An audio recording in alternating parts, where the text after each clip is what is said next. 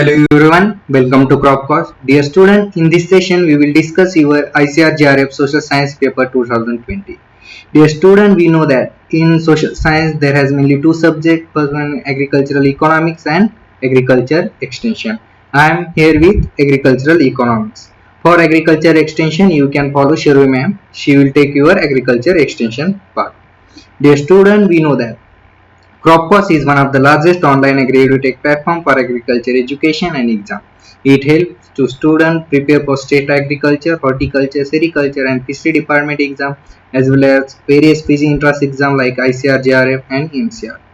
Now dear student, we know that Cropcourse is the only platform where you can get all agriculture courses in single shot.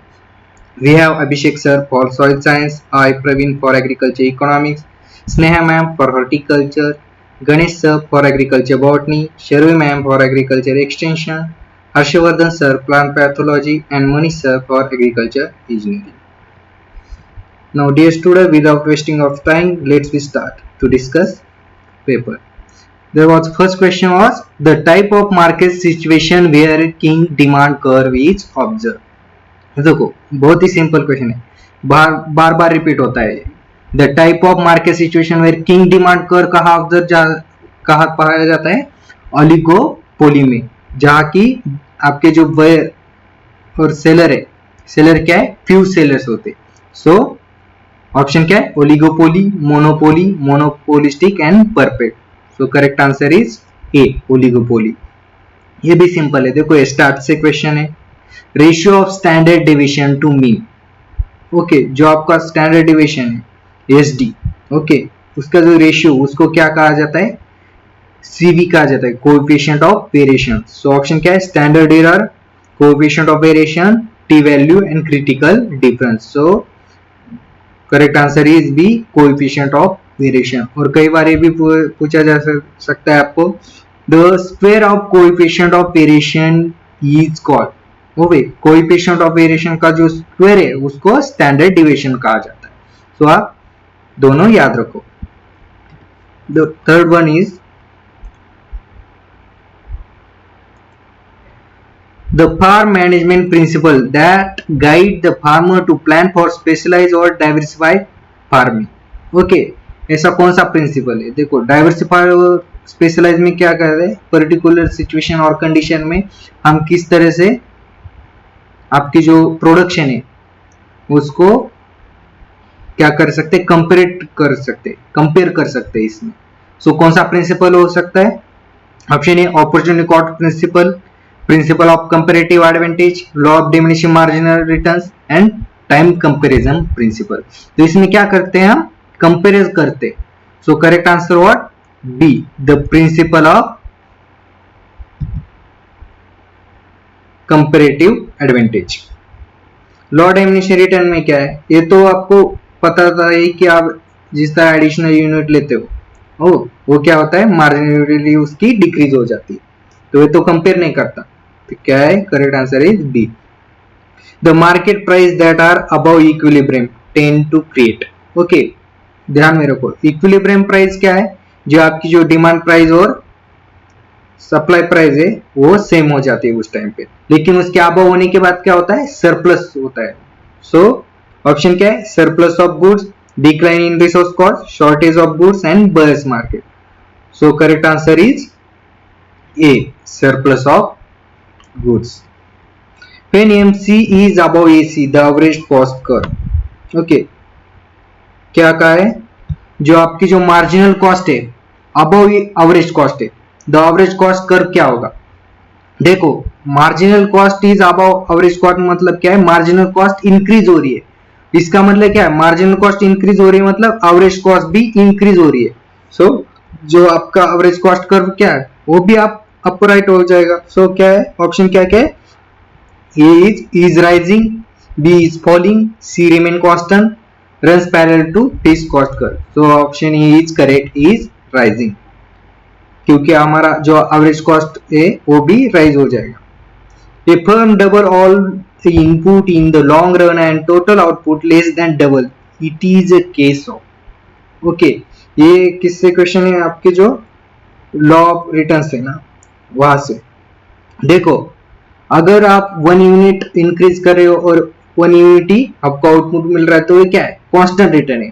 मतलब क्या है, इधर देखो double input आप लगा रहे हो और आपको आउटपुट भी डबल मिल रहा है तो क्या है, कांस्टेंट रिटर्न है। और अगर आप डबल लगा रहे हो डबल से ज्यादा मिल रहा है तो क्या है, इंक्रीज हो रहा है। लेकिन यहाँ पर क्या है, आप डबल लगा रहे हो इनपुट लेकिन आपको आउटपुट क्या मिल रहा है, लेस देन डबल मिल रहा है, तो क्या है, डिक्रीजिंग रिटर्न है। सो ऑप्शन क्या क्या है देखो, डिमिनिशिंग रिटर्न्स, ये तो लॉ ऑफ डिमिनिशिंग का है, ये नहीं। Constant return to scale, increasing return to scale and decreasing return to scale. So correct answer is D, decreasing return to scale. The value of national output produced by resistant within the country after depreciation and excluding in the influence of taxes and subsidy is known as. देखो ये simple है, okay. National income का है, क्या है, net domestic product है, okay. Net national product अगर ये नहीं होता, ये नेट नेशनल प्रोडक्ट से ये डिप्रिसिएशन और एक्सक्लूडिंग टैक्सेस क्या कर रहे हैं, माइनस कर रहे हैं। सो करेक्ट आंसर क्या है, एनडीपी क्या है, लेकिन वो मार्केट पे है क्या, नहीं, फैक्टर पे। सो ऑप्शन क्या है, एनएनपी एट फैक्टर कॉस्ट, ये तो नहीं है, नेट नेशनल प्रोडक्ट नहीं है, सो बी भी नहीं है।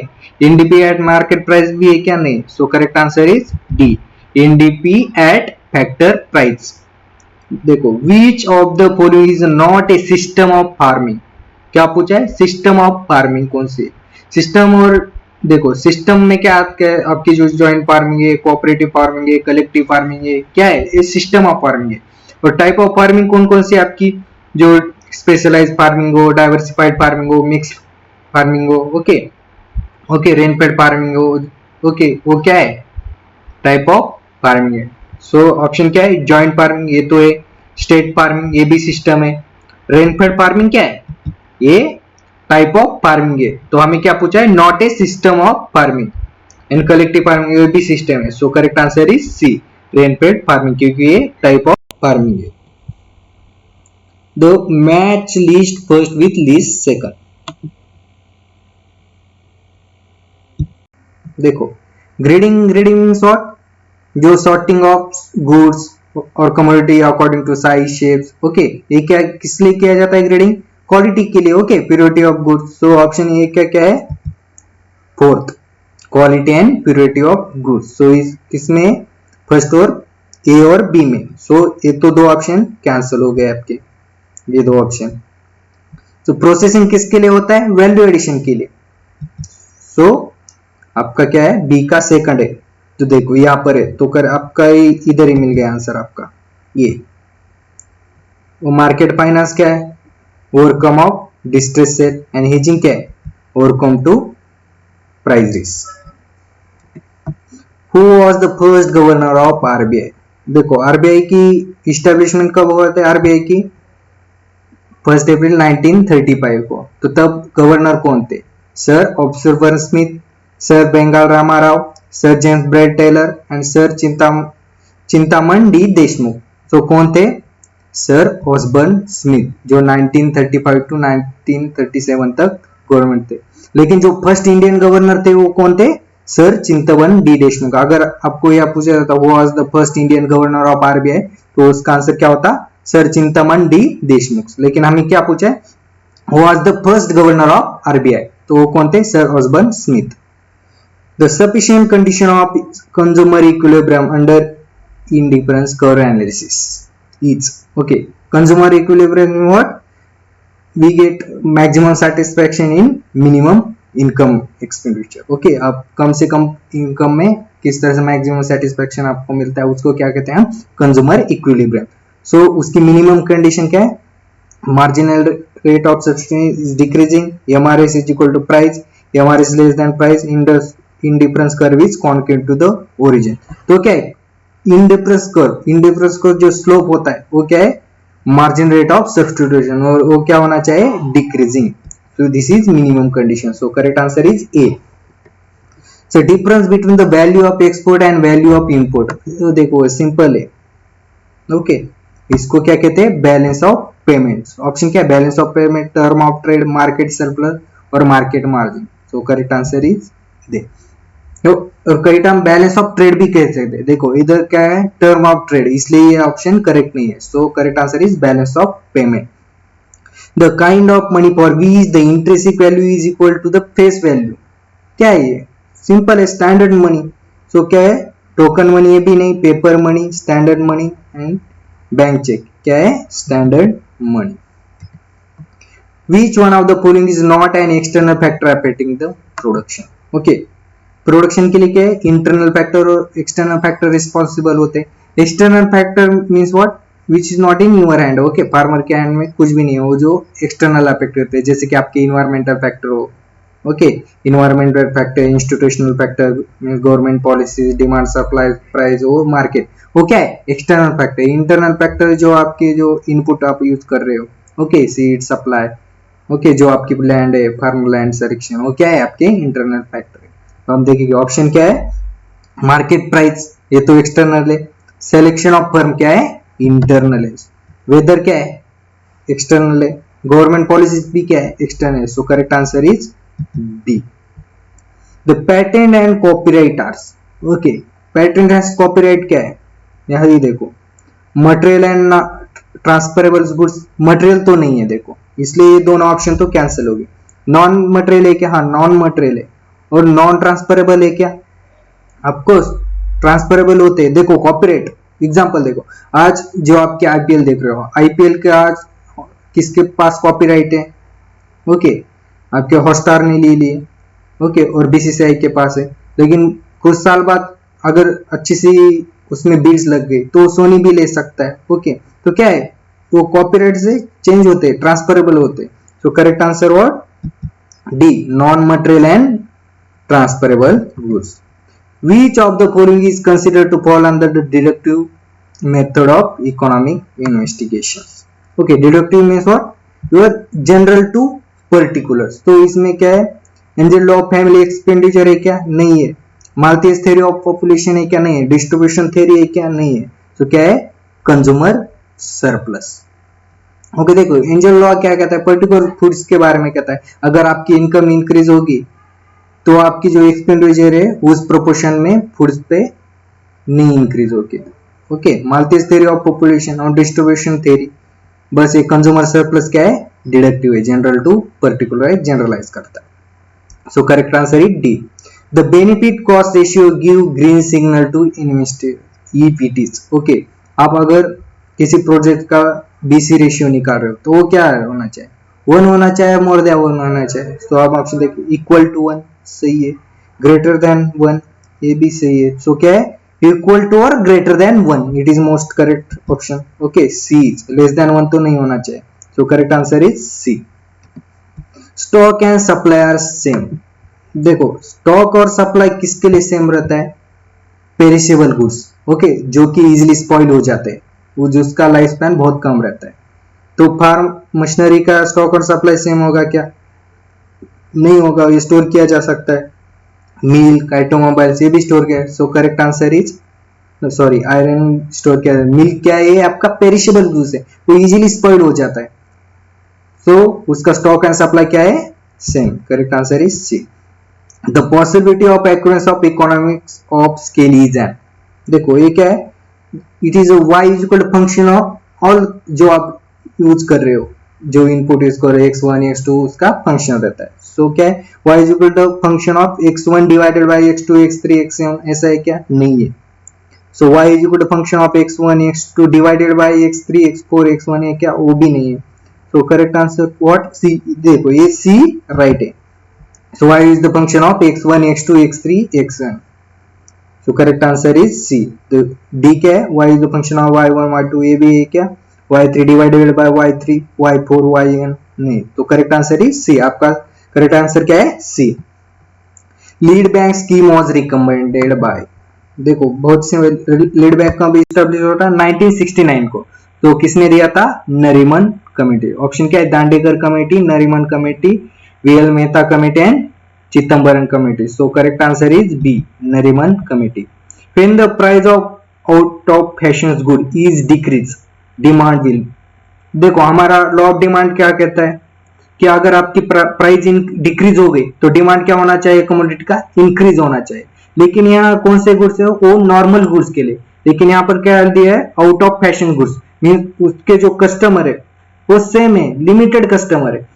देखो फॉर एग्जांपल जो आप क्लोथ्स का देखो, कोई हमारे घर में देखो धोती, धोती कौन पहनता है आजकल, जो आउट ऑफ फैशन बूढ़े, जो हमारे घर में जो बूढ़े लोग हैं वही वो पहनते, तो उसका क्या है, डिमांड सेम है। अगर उसका प्राइस कम ज्यादा होगा तो आप पहनने वाले हो क्या, आप परचेस करने वाले हो क्या, नहीं। सो क्या है, सेम है, डिमांड विल बी कांस्टेंट रहने वाला है। सो व्हाट, तो इंक्रीज होगा क्या, नहीं, कांस्टेंट होगा, एक्सटेंड होगा क्या, नहीं, और रिमेन सेम। सो इसके दो भी ऑप्शन, दोनों ही सही है। देखो कांस्टेंट और रिमेन क्या है, सेम है, सेम ही है।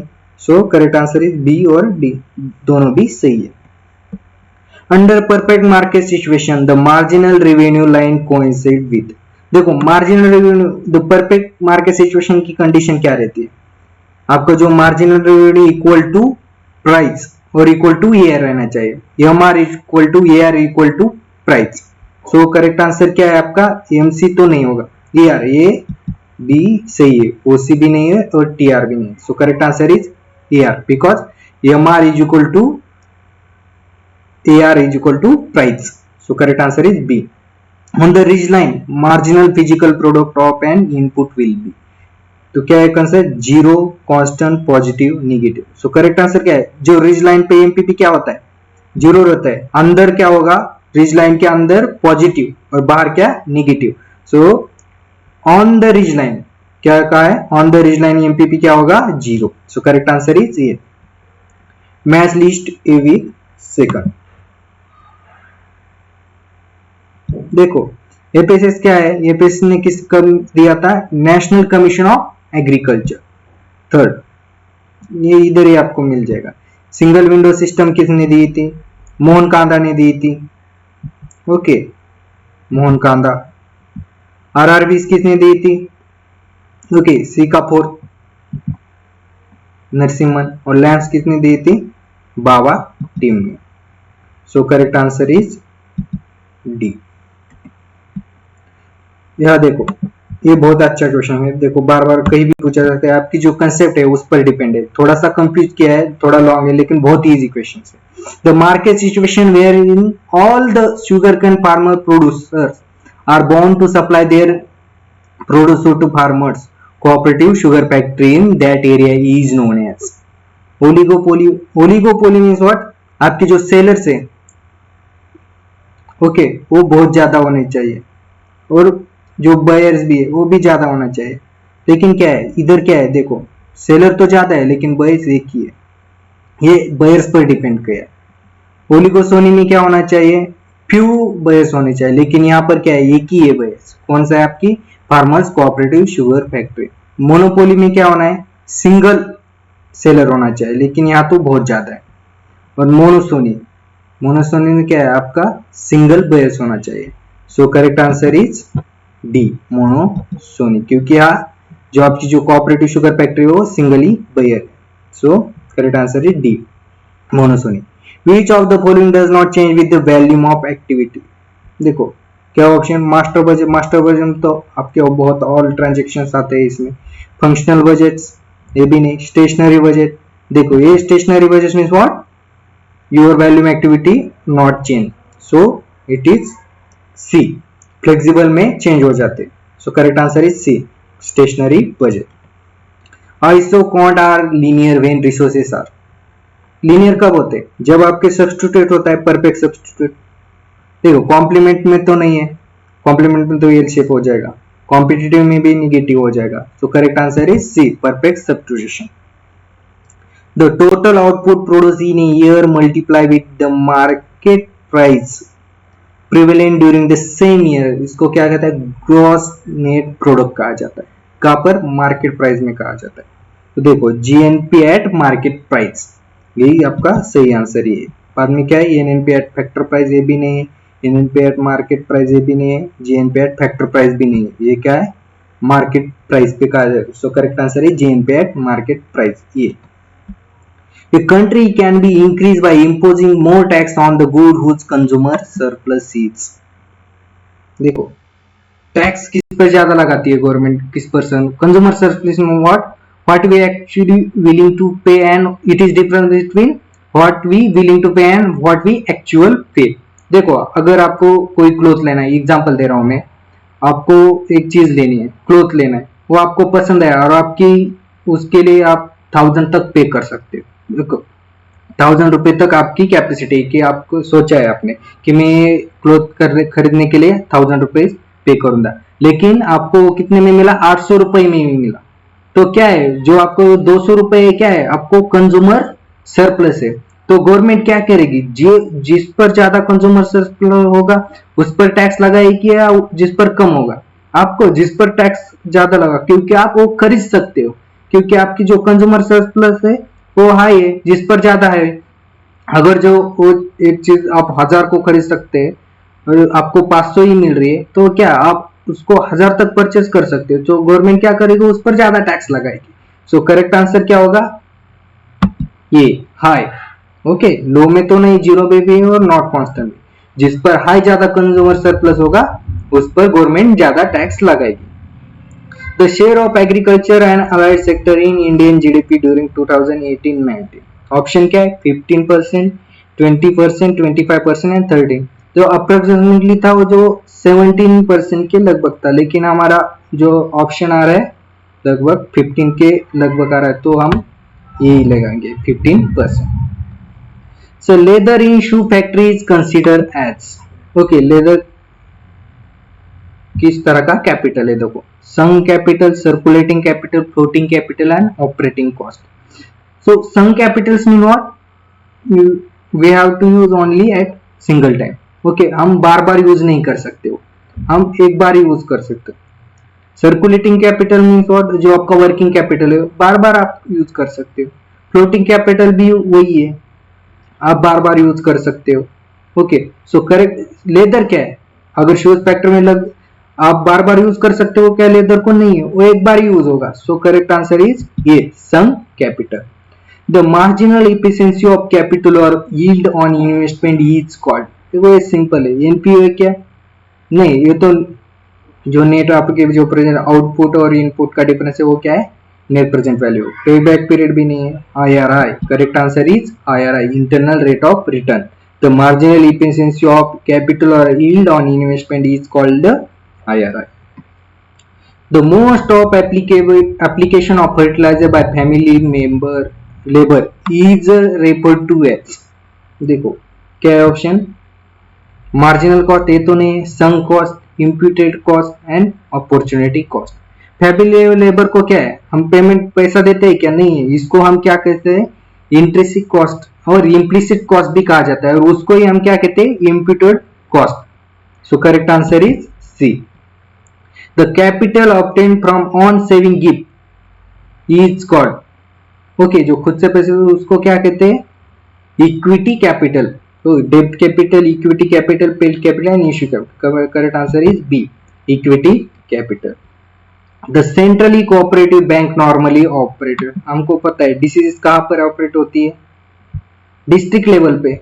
So correct answer state level, district level, mandal level, village level. So district level. Okay, 3 type system रहता है cooperative, state cooperative, district cooperative and PACS.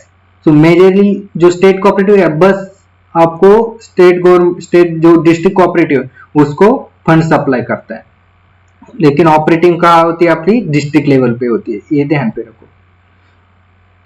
The technical efficiency of both variable and fixed resources is increasing, कहाँ पर increase होती है, जो आपका first zone है, okay, उसमें क्या सब इंक्रीज हो जाता है। So first zone, second zone only, third zone both second and third. So correct answer is first zone. So first zone में क्या होता है, आपकी both variable and fixed cost क्या होती है, इंक्रीजिंग होती है, जो रिसोर्सेस है वो इंक्रीज होते हैं। So correct answer is first. After the SBI, देखो बहुत आपका जनरल नॉलेज का क्वेश्चन है, which is the second largest public sector bank in India, वो कौन सी है, पीएनबी। तो ऑप्शन क्या है, Indian Overseas Bank, Central Bank of India, Punjab National Bank and Union Bank of India. So correct answer is C, Punjab National Bank. ये vegetable products, देखो ये आपका जो कैलकुलेशन पर डिपेंड है, प्रोडक्शन फंक्शन से ही है, A vegetable producer want to maximize its profit by growing cabbage. Suppose the demand function is P is equal to 40 minus 0.02 Q, where P is the price in rupee per unit of the cabbage and the cost function is C, 20Q plus 400, where Q is the quantity daily produced, his profit will be maximum at the output level of. तो हमें क्या दिया है, इधर price दिया है और total cost दिया है और इसका जो कंडीशन रहते हैं, देखो कंडीशन क्या है आपकी, MC इज इक्वल टू जो आपकी मैक्सिमाइजेशन की कंडीशन क्या है, आपकी मैक्सिमाइजेशन प्रॉफिट मैक्सिमाइजेशन की MC is equal to MR. तो हमें क्या निकालना है, मार्जिनल कॉस्ट है, मार्जिनल रेवेन्यू निकालना है. तो मार्जिनल कॉस्ट कहां से निकालेंगे, हमें टोटल कॉस्ट तो दिया है, टोटल कॉस्ट क्या है 20Q प्लस 400. सो मार्जिनल कॉस्ट क्या आएगा, इसका डेरिवेटिव ऑफ टोटल कॉस्ट. सो क्या आएगा ये 20. ओके बस 20 है. और लेकिन हमें क्या है, टोटल रेवेन्यू नहीं दिया, सिर्फ प्राइस दिया है. ओके तो टोटल रेवेन्यू के लिए हमें क्या है, P इंटू Q करना पड़ेगा. सो 40 माइनस 0.02 Q इंटू Q, तो हमें क्या मिलेगा, TR मिलेगा. और TR के बाद क्या करेगा, हम उसका डेरिवेटिव निकालने के बाद MR निकालेंगे, मार्जिनल डेरिवेटिव, और उसको इक्वेट करने के बाद हमें प्राइस मिलेगा. तो हम देखेंगे, अब मैंने सॉल्यूशन भी दिया है. देखो क्या है, हमारे पास प्राइस है, कंडीशन क्या है, MC is equal to MR. Okay MC is equal to क्या, marginal cost equal to marginal. तो प्राइस दिया है, तो टोटल क्वांटिटी दिया है, सो टोटल कॉस्ट क्या आएगा 20Q प्लस 400. ओके जो उसको इनटू Q करना है, TR को इधर देखो, ये क्या है हमारे पास प्राइस है, उसको हम Q करने के बाद क्या मिलेगा, हमें TR मिलेगा 40 minus 0.02 Q into Q is equal to 40Q minus 0.02 Q square. So उसका डेरिवेटिव क्या मिलेगा हमें, मार्जिनल कॉस्ट. तो मार्जिनल रेवेन्यू मिलेगा, मार्जिनल रेवेन्यू फिर क्या आएगा, ये देखो 40 minus 0.004 Q. So marginal cost हमें मिला.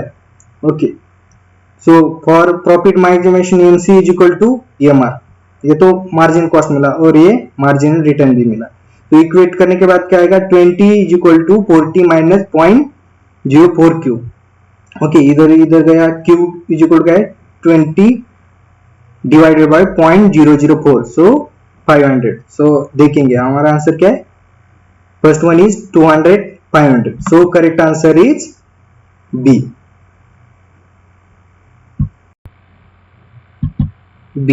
देखो 500. बस आपको क्या करना है, marginal cost equal to marginal revenue को इक्वेट करना है. So correct answer is 500. Thank you dear student.